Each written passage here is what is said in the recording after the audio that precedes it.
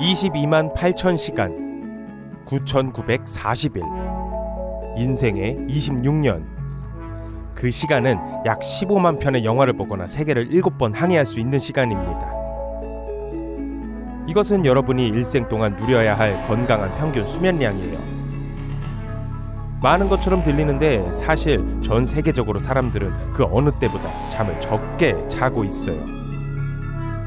잠을 적게 자는 것은 잠자리에 드는 시간이 우리의 24시간 주기 리듬과 어떻게 일치하는지와 관련이 있어요.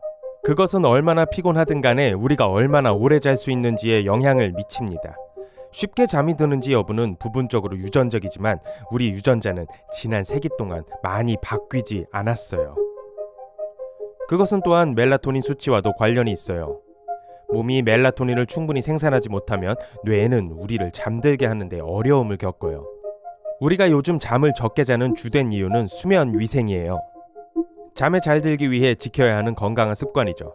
건강한 규칙적인 식사를 하고 운동을 하고 올바른 수면 패턴을 정하면 심지어 나쁜 유전성도 이길 수가 있어요. 그 반대라면 유전도 수면에 도움이 되지 않습니다. 현재 우리 수면 위생에 영향을 미치고 21세기에 만연한 한 가지 원인은 바로 빛이에요. 인간은 주변의 작은 빛의 변화에 매우 민감하도록 진화했어요. 우리 눈에는 이러한 변화에 반응하고 24시간 주기 리듬을 조절하는 특별한 수용체가 있습니다. 이것은 뇌에 데이터를 보내고 체내 시계를 조절해요. 체내 시계는 빛의 양을 분석함으로써 앞으로 다가올 시간에 몸이 대비할 수 있도록 도와줍니다. 우리 주변의 인공적인 빛과 각종 기기에서 나오는 단파빛은 자연적인 예측 시스템을 많이 혼란스럽게 해요. 과학자들은 그것이 우리 체내 시계가 5 혹은 6시간대를 이동하게 만든다는 걸 발견했어요. 결과적으로 뇌는 잠드는 대신 정신을 바짝 차리라는 신호를 받습니다.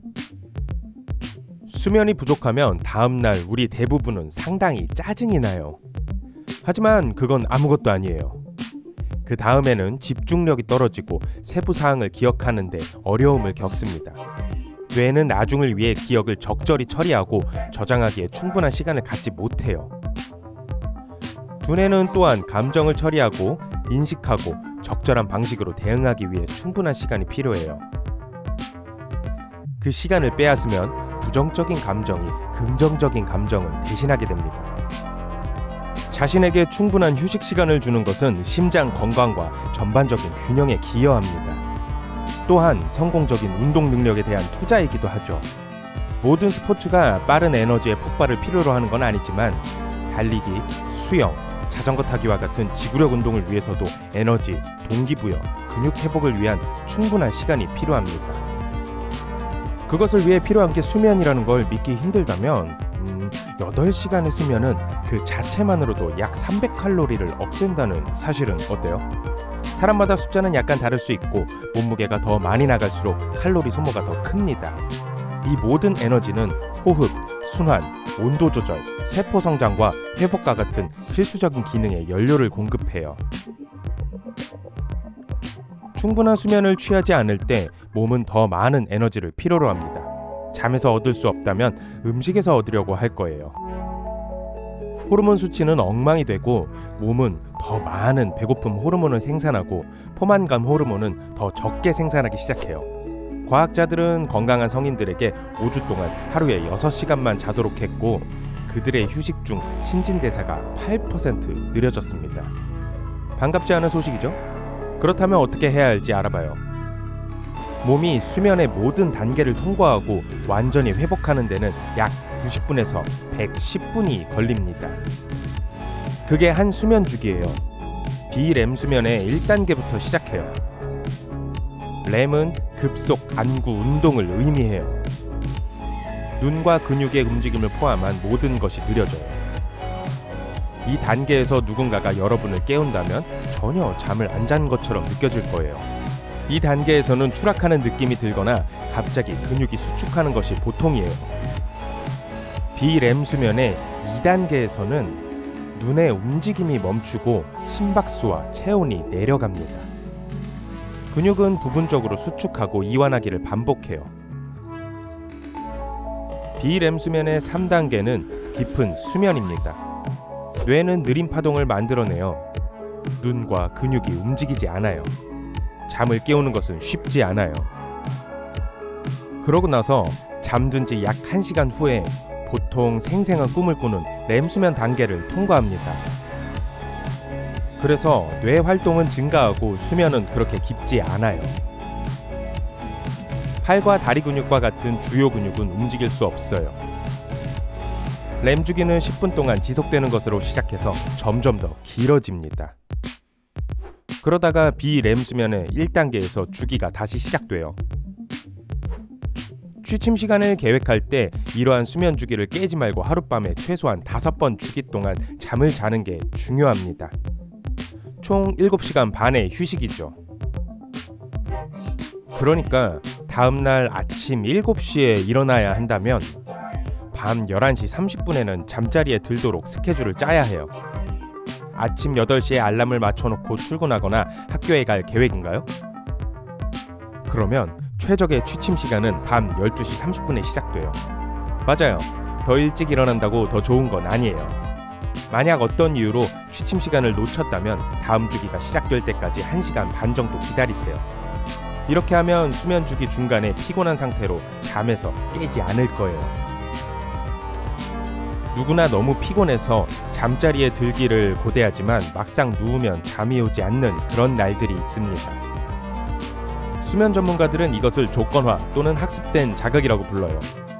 요즘 가장 흔한 수면 문제 중 하나죠. 수면 환경에 있는 무언가가 여러분을 깨우고 잠이 들지 않도록 뇌에 소리를 지르고 있을 가능성이 가장 높아요. 이 상황에서 할 수 있는 최악의 일은 노트북으로 소셜미디어 피드나 회사 이메일을 확인하는 거예요. 우선 스크린에서 방출되는 블루라이트는 멜라토닌의 생성을 억제합니다. 그 호르몬은 수면과 기상주기, 즉 24시간 주기 리듬을 담당해요. 둘째, 업무 관련 이메일과 나쁜 소식 혹은 해야 할 일에 대한 기대만으로도 불안해질 수 있어요. 각각의 새로운 메시지는 여러분의 뇌가 내려야 하는 또 하나의 결정을 의미하고 그를 위해 뇌가 활동적으로 유지되어야 합니다. 그러니까 전화기를 치우고 누워도 뇌를 진정시키는 데 시간이 꽤 걸리는 거예요. 더 빨리 그 상태에 도달하려면 자기 전에 25분에서 60분 동안 음악을 들어보세요. 꼭 베토벤과 같은 음악일 필요는 없어요.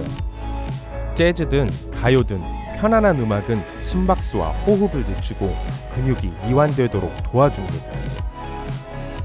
규칙적으로 그렇게 하면 뇌는 그것을 취침 전 의식처럼 받아들이게 되고 훨씬 더 빨리 잠이 들 거예요. 특별한 수면 팟캐스트나 오디오북도 좋아요. 나레이터가 편안한 목소리를 가지고 있고 이야기가 충격적이지 않다면 말이죠. 베이컨을 굽는 소리도 비슷한 영향을 미칩니다. 뇌로 아늑한 분위기를 전달할 수 있을 만큼 편안하고 반복적인 소리죠. 일을 하고 무언가에 집중해야 할 때 백색 소음이 도움이 되는 것처럼 잠들기에 완벽해요. 그렇다고 자기 전에 베이컨을 구울 필요는 없어요. 녹음된 소리를 들으면 돼요. 이미 작성했어야 하는 보고서, 마음이 끌리는 사무실의 새 직원, 다들 재미있다는 그 영화 보러 가야 할까? 빨래는 도대체 언제 정리하지? 잠자기 전에 머릿속을 질주하는 모든 생각들은 뇌를 쉬게 하지 않아요. 마음의 부담을 없애려면 일어나서 그것들을 모두 적어보세요. 모두 하나의 그림으로 그리거나 그걸로 시를 지어도 좋아요. 또 하나의 아이디어는 마음속으로 허황된 목록을 만드는 거예요.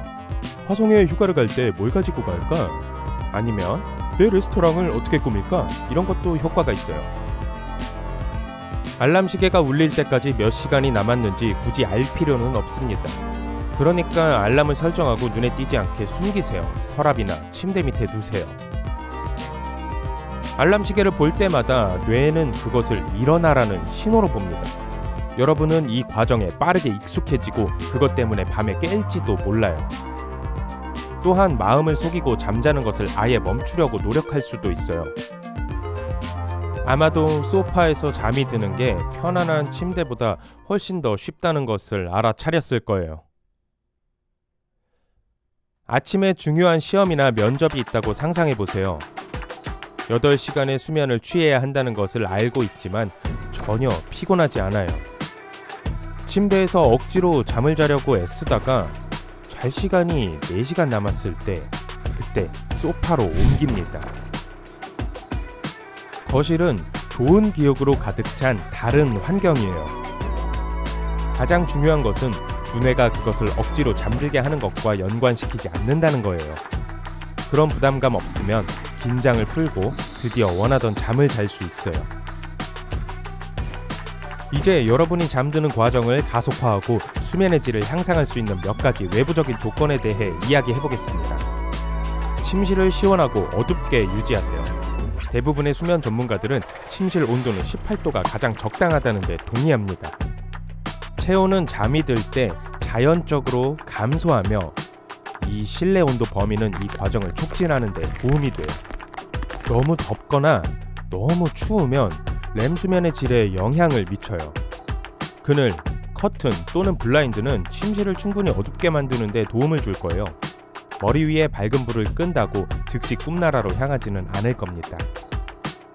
가장 좋은 방법은 램프, 조강 스위치, 초를 이용해서 침실의 불빛을 저녁 내내 낮게 유지하는 거예요.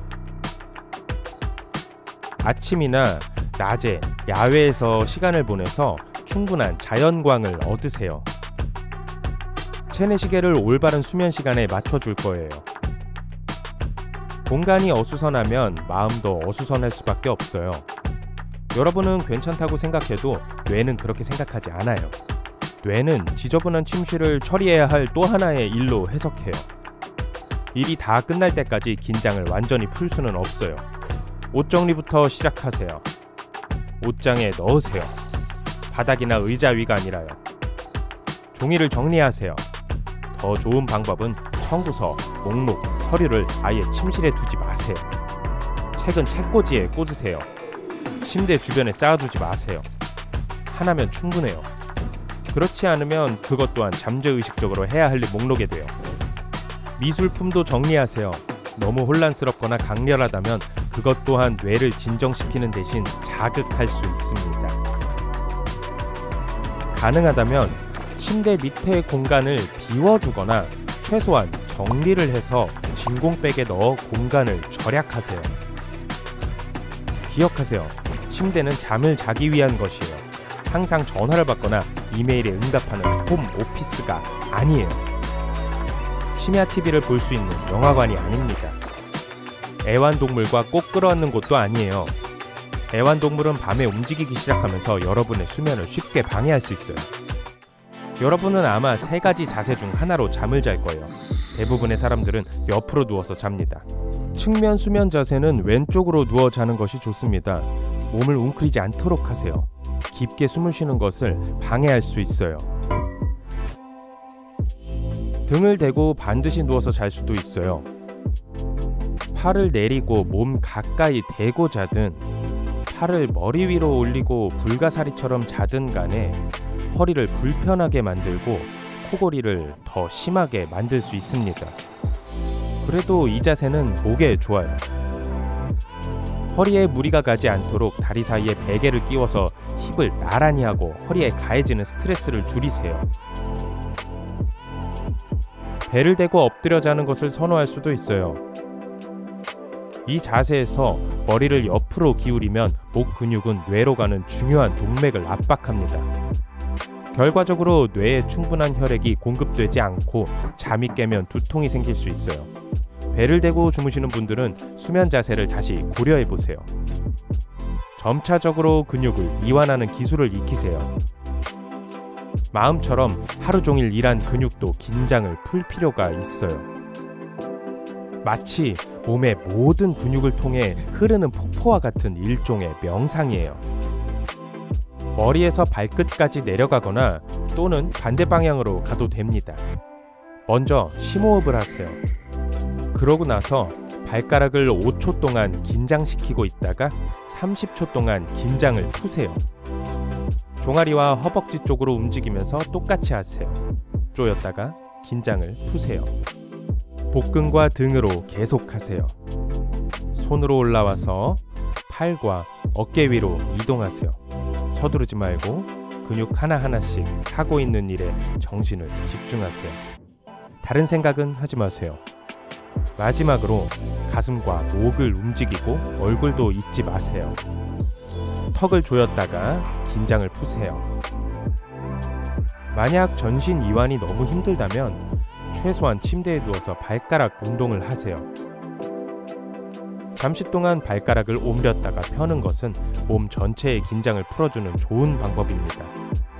너무 반복적이어서 몸이 수면 모드로 천천히 이동할 거예요. 게다가 다리 근육과 심지어 복근까지 운동시킵니다. 또한 많은 호흡법 중 하나를 시도할 수 있어요. 예를 들어 비눗방울을 부는 것 같은 호흡법은 몸을 이완시키고 수면 모드로 가는 것을 방해하는 문제들을 잊게 해줄 거예요. 달 호흡법은 신경계를 진정시키고 수면 주기를 향상하는 방법으로 많은 나라에서 인기가 있습니다. 한번 해보실래요? 오른쪽 콧구멍에 손가락을 대고 왼쪽 콧구멍으로 천천히 깊게 숨을 쉬세요. 요가를 하는 사람들은 이런 식으로 수동적인 달 에너지를 얻는다고 믿어요. 잠자기 전이나 빨리 진정해야 할 필요가 있을 때 효과가 있어요. 연기력을 총동원해서 꿀벌처럼 소리를 내보세요. 마음과 신경계를 위한 스파와 같아요. 허밍은 수면 호르몬인 멜라토닌과 좋은 기분 호르몬 세로토닌을 생성합니다. 효과가 있게 하려면 침대에 누워서 입을 다물고 코로 숨을 들이마시고 잠자기 전에 약 10분 동안 벌처럼 소리를 내며 허밍을 하세요. 10, 3, 2, 1, 0 기술에 대해 들어본 적이 있나요? 그 아이디어는 잠자기 10시간 전에 어떤 형태로든 카페인 섭취를 중단하는 것입니다. 그러고 나서 취침 3시간 전에는 음식을 전혀 먹지 않아요. 잠자기 2시간 전에 마음을 가라앉히기 위해 이를 중단해야 해요. 잠들기 1시간 전에 스크린 타임은 더 이상 안 돼요. 전화기, TV, 컴퓨터를 포함해요. 마지막으로 0은 아침에 스누즈 버튼을 누르는 횟수를 나타냅니다. 전문가들은 이 기술이 매우 효과적이고 숙면을 취하고 다음날 아침에 기운차게 일어나도록 도와줄 것이라고 확신해요. 만약 잠자리에 들기 전 간식을 먹지 않고는 살아남을 수 없다면 적어도 올바르고 건강한 음식을 고르세요. 카페인이나 당분이 많은 지방식품을 섭취하면 몸이 그 물질을 소화하는 데 오랜 시간이 걸려요. 그러면 체온이 올라가게 되고 그건 숙면에 도움이 안 될 거예요. 대신 더 길고 깊은 잠을 자기 위해 자기 전에 약간의 아몬드를 드세요. 또 하나의 건강하고 효과적인 잠자기 전 간식은 호두예요. 호두는 세로토닌의 생성을 촉진하는 오메가3산을 포함하고 있어요. 수면에 가장 도움이 되는 식단은 아침 식사 음식을 저녁으로 먹는 거예요. 바나나는 칼륨 덕분에 근육이 이완되도록 돕습니다. 달걀은 건강한 수면을 돕는 단백질이 풍부해요. 귀리와 꿀은 적당한 양의 멜라토닌을 뇌로 보냅니다. 또한 카모마일 차 한 잔을 마시거나 키위를 먹거나 밥을 먹을 수 있습니다. 밤새 깨어있고 싶지 않다면 잠들기 전에 피해야 할 음식은 치즈, 기름진 음식, 그리고 매운 음식이에요.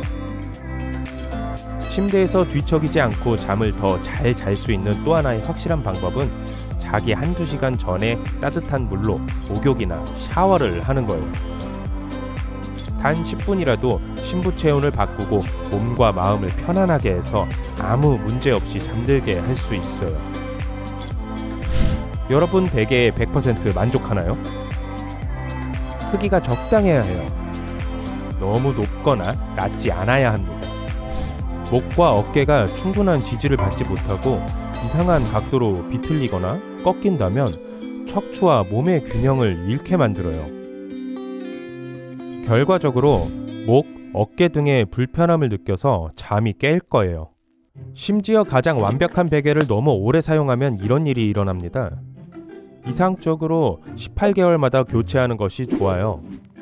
짧은 시간처럼 들리겠지만 1년에 2,500시간을 베개에 머리를 얹고 보낸다는 걸 생각해 보세요. 메모리 폼 베개는 더 오래 3년까지 쓸 수 있어요. 천연 베개는 또한 합성 베개보다 더 튼튼해요. 여러분의 수면 동반자를 테스트할 준비가 됐나요? 우선 베갯닛을 벗기고 베개를 자세히 살펴보세요. 땀으로 얼룩이 있거나 찢어져 있거나 냄새가 난다면 교체해야 돼요. 베개는 각질, 곰팡이, 먼지, 진드기를 모읍니다. 시간이 흐르면서 이 반갑지 않은 손님들은 냄새로 여러분의 수면을 방해할 수도 있어요. 다음은 베개를 반으로 접어보세요. 만일 접혀 있고 원래의 모양으로 돌아오지 않는다면 새로운 베개로 바꿀 때예요.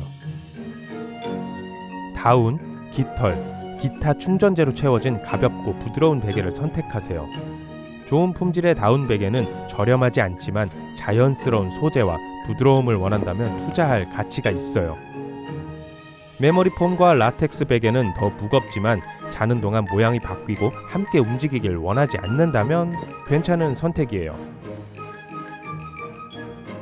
매트리스도 중요해요. 대부분 매트리스의 수명은 8년이에요. 만약 그보다 훨씬 더 오래됐다면 대체할 때가 된 거예요. 가장 일반적인 세 가지 유형은 내부 스프링, 폼, 조절식입니다. 옆으로 누워 자는 사람은 더 푹신한 매트리스가 더 편하고, 엎드려 자는 사람은 단단한 매트리스, 등을 대고 자는 사람은 중간 정도로 푹신한 게 좋아요. 구식의 내부 스프링 매트리스는 내구성이 뛰어난 코일로 통통 튀는 느낌을 줍니다. 더 단단하고 잘 퀼트된 매트리스를 선택하고 교체 가능한 매트리스 토퍼를 구입하여 더 오래 지속되도록 하는 것이 좋아요. 메모리 폼 매트리스는 스프링이 적고 압력을 더 잘 완화시켜줍니다. 대부분 여러 층의 폼으로 되어 있고 아래쪽에는 무거운 폼, 위쪽에는 더 가벼운 폼이 있어요. 또한 내부 스프링의 지지력과 폼의 편안함을 결합한 하이브리드 매트리스도 있습니다. 탄력, 윤곽 형성, 낮은 내열성의 완벽한 조합이죠. 이것은 모든 수면 자세에 좋아요. 내부 공기량을 조절할 수 있는 리모컨이 달린 공기주입 매트리스를 시도해 볼 수도 있어요. 수면은 삶에서 매우 중요한 측면이고 많은 잘못된 속설을 낳았어요. 그중 어떤 것이 사실인지 알아볼게요. 어떤 사람들은 매일 밤 1시간 또는 2시간 정도 수면 시간을 줄일 수 있고 기분은 여전히 좋을 수 있다고 말합니다. 수면 전문가들의 의견은 달라요. 보통 사람은 하룻밤에 6시간에서 9시간 사이의 수면이 필요해요. 자신의 숫자를 알고 있어야 해요. 스스로 일찍 일어나도록 강요하면 처음에는 기분이 좋은 것 같지만 이런 수면 부채는 점차 증가할 거예요. 결과적으로 여러분의 뇌는 최대한의 기능을 발휘할 수 없을 겁니다. 집중력이 떨어지고 반응이 느려지고 혼란스럽고 괴로워질 거예요. 만약 일정 기간 동안 수면의 양을 줄여야 한다면 미리 잠을 저축해두세요. 실험 결과 일주일 동안 매일 밤 평소보다 2시간 일찍 잠자리에 드는 것이 잠을 덜 자야 할 때 덜 고통을 느끼는데 도움이 될 수 있다는 것이 입증됐어요. 하지만 습관화하지 마세요. 주말마다 늦잠을 잔다고 해서 주중 수면 부족이 해소되는 것은 아니에요. 또 하나의 흔한 속설은 양말을 신으면 즉시 꿈나라로 갈 수 있다는 거예요. 절대 효과가 없겠지만 이제 잠을 잘 시간이라는 신호를 뇌에게 보낼 수는 있어요. 양말을 신는 것은 발의 혈액순환을 촉진합니다. 혈관이 넓어지고 열을 훨씬 더 빨리 제거할 수 있어요. 그러면 심부 온도가 평소보다 더 빨리 떨어져서 건강한 수면을 취하는 데 도움이 될 거예요. 아마도 긴 낮잠이 좋다는 얘기를 들어봤을 거예요. 낮잠은 괜찮지만 1시간 이내로 하고 오후 2, 3시 이전에 즐기는 것이 좋습니다. 낮잠을 오래 자면 깊은 잠 단계로 빠지기 쉬워요. 잠에서 깨어나면 기분이 상쾌하지 않을 거예요. 또한 아침부터 가지고 있는 수면 부채 일부를 탕감할 가능성이 높아요. 그러면 밤에 잠드는데 어려움을 겪을 수 있다는 뜻이죠. 가장 생산적인 낮잠을 자려면 낮잠을 10분에서 20분으로 제한하도록 알람을 설정하세요. 기상시간과 취침시간 사이 중간 지점에서 낮잠을 잡니다. 어둡고 시원하고 조용한 장소를 찾으세요. 일이나 문제에 대해 생각하지 마세요. 낮잠에서 얻을 것에 집중하세요. 올빼미형보다 아침형이 더 낫다는 일반적인 의견을 믿으시나요? 사실 둘 다 잘 살 수 있어요. 사회가 전통적으로 아침형 인간에 유리하도록 구조화되어 있기 때문에 아침형 인간이 일에 적응하고 일을 더 잘하는 것이 더 쉬울지도 몰라요. 아침형 인간은 대부분 더 끈질기고 자기주도적이며 쾌활해요. 하지만 생산성이 저녁의 최고조에 달한다면 억지로 아침형 인간이 되어야 한다는 뜻은 아닙니다. 타고난 기호에 충실하면 기분이 좋아질 거예요. 올빼미형 인간이 일찍 일어나도 여전히 멜라토닌을 생산해요. 만약 그 과정을 방해한다면 득보다 실이 많을 거예요. 체내시계는 생물학적이에요. 우리는 부모님으로부터 24시간 주기 리듬을 물려받아요. 올빼미형 인간에게 이 주기 리듬은 보통 더 오래 지속되며 그것을 바꾸려고 하는 것은 본능과 유전에 저항하는 거예요. 가게에서 본 남자, 출근길에 커피를 건네준 친절한 여성. 또 다른 수면 관련 신화는 꿈에서 이미 실제로 본 적이 있는 얼굴만 볼 수 있다는 거예요. 진실처럼 들리지만 100% 옳고 그름을 증명할 방법은 없습니다.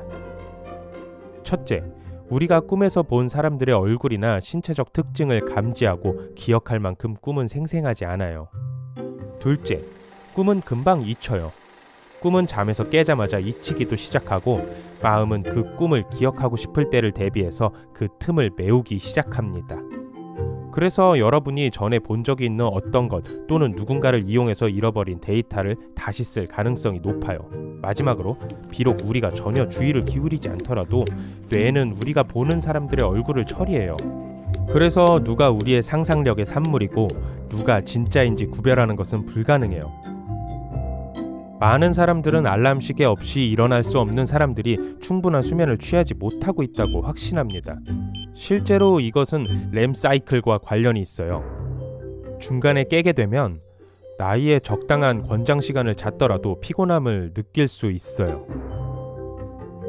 만약 모든 수면 주기를 스스로 계산하고 싶지 않다면 수면 주기를 모니터하고 적절한 시간에 여러분을 깨워줄 알람 앱을 이용하세요.